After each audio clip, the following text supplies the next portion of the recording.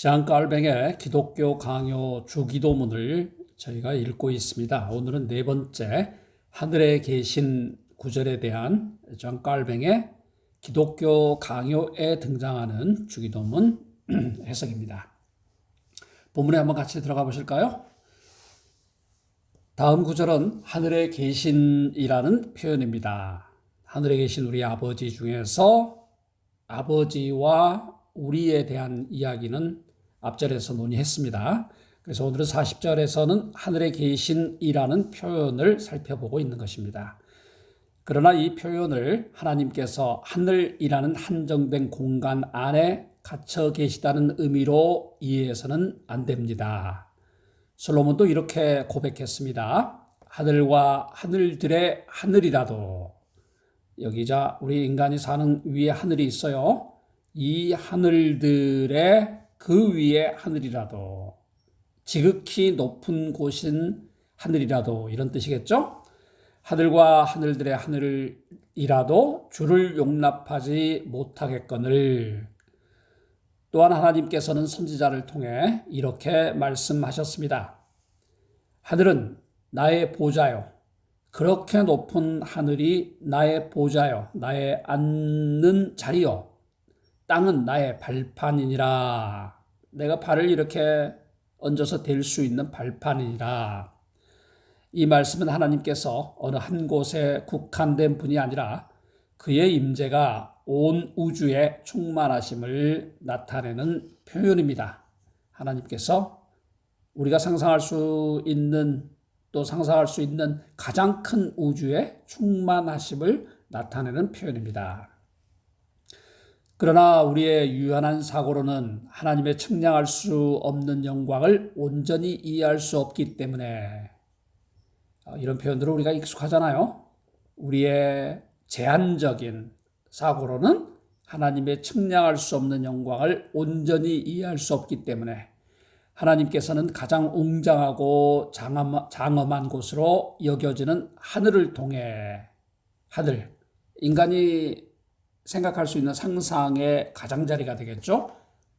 생각이라는 우주의 끝자리가 되겠죠. 하늘을 통해 자신을 나타내십니다.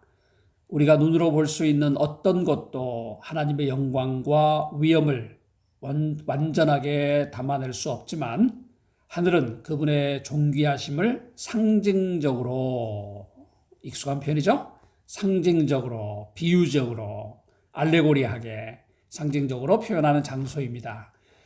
우리는 일반적으로 모든 사물을 감각적으로 인식하는 장소에 한정되어 생각하지만 하나님께서는 어떠한 특정한 공간에도 국한되지 않으십니다.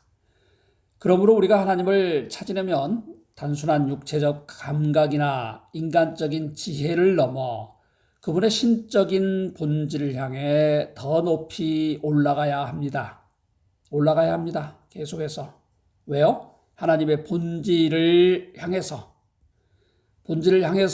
올라간다는 게 반드시 그 본질을 우리가 꼭 볼 수 있다는 것은 아니에요.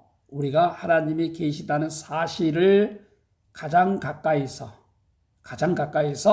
마치 모세가 시내산에 올라가서, 제 표현이자 교부들의 표현이었던 하나님의 등허리만을 보았던 것처럼, 쉽게 말해서 하나님이 그곳에 임재하셨다는 것을 느낄 수 있는 그 공간에 내가 도달했다는 것을 모세의 시내산 등정은 우리에게 보여주고 있습니다. 또한 하늘에 계신이라는 표현은 하나님께서 변화나 부패의 영향을 받지 않으시며, 제가 어젯밤에 아우구스티누스의 참된 종교에 관하여라는 책에 PL 라틴본을 보면서 작업을 1차 마무리했는데, 챗 GPT의 도움을 얻어서, 예전에는 하나님을 나타낼 때 가장 빈번하게 쓰이던 용어가 변화하지 않는 존재, 체인지하지 않는 존재, 즉 시간과 공간의 변화의 시침에 따라가지 않는 존재, 이렇게 많은 표현을 썼어요.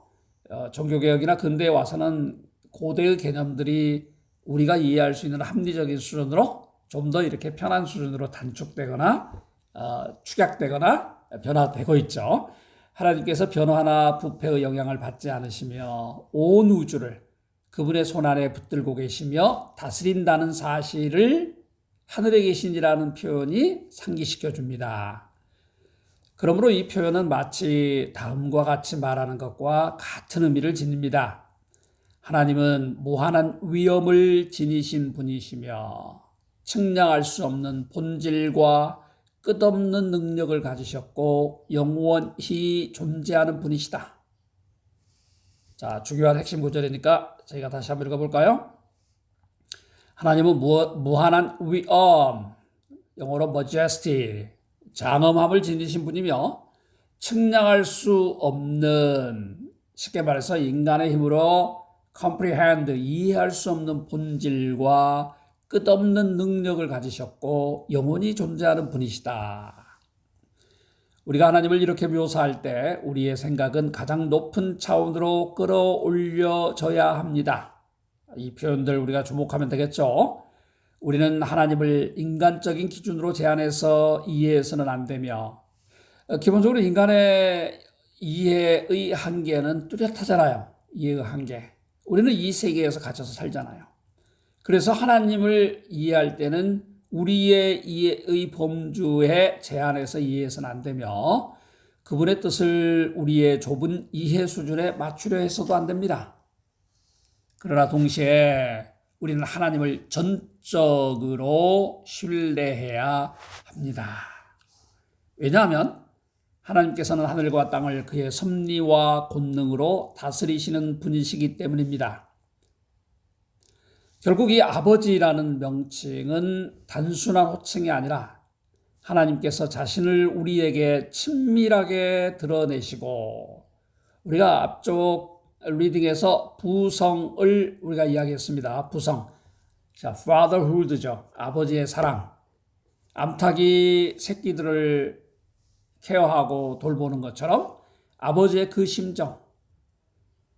돌아온 탕자의 이야기에 나오듯이 동구밭에 마을 어귀에 나가서 아들을 기다리는 그 심정. 그게 친밀감의 표현이었잖아요. 우리가 확신을 가지고 그분께 나아가도록 하시기 위한 것입니다.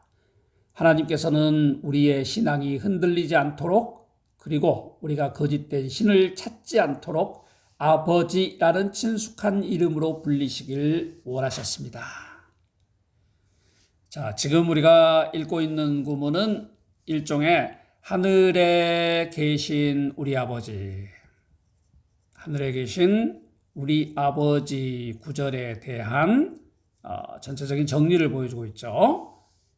거기까지 오는데 우리가 한 4장, 물론 앞에 서론이 좀 절반 차지했으니까 여기까지 오는데 우리가 2번 정도 이해를 했어요. 이처럼 우리는 독생자 예수 그리스도를 통해 하늘 아버지께 나아갑니다.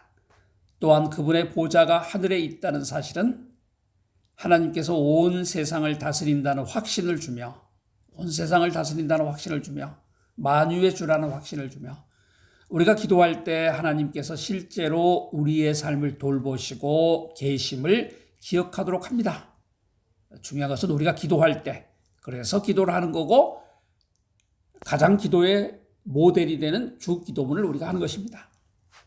우리가 기도할 때 좀 더 사도 바울은 이렇게 풀어나갑니다. 사도 바울은 이렇게 말합니다. 하나님께 나아가는 자. 보통 우리가 기도로 나가잖아요. 하나님께 나아가는 자는 반드시 그가 계신 것과 그분이 존재하는 것과 자, I am who I am. 존재하는 자다. 스스로 존재하는 자다.